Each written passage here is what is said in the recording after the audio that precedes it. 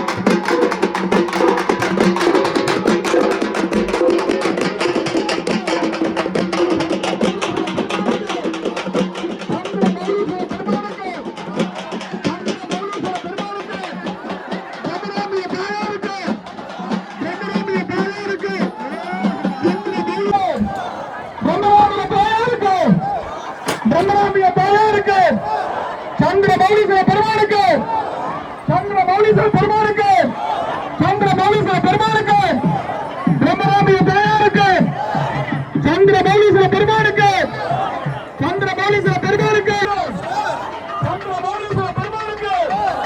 சந்திர மௌலீஸ்வர பெருமானுக்கு, சந்திர மௌலீஸ்வர பெருமானுக்கு,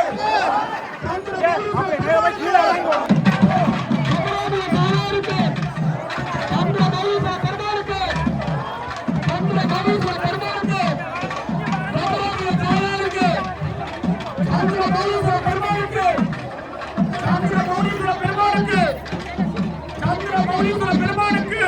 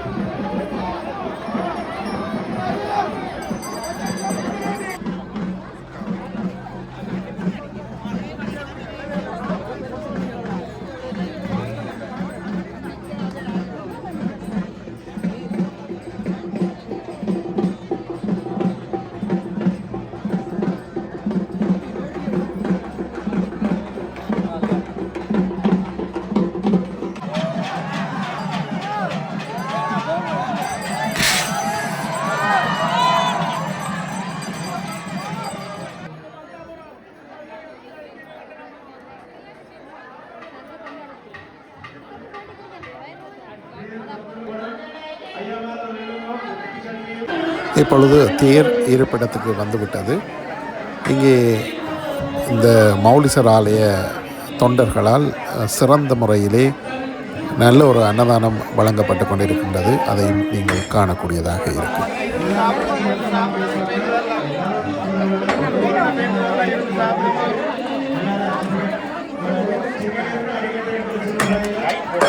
வணக்கம்.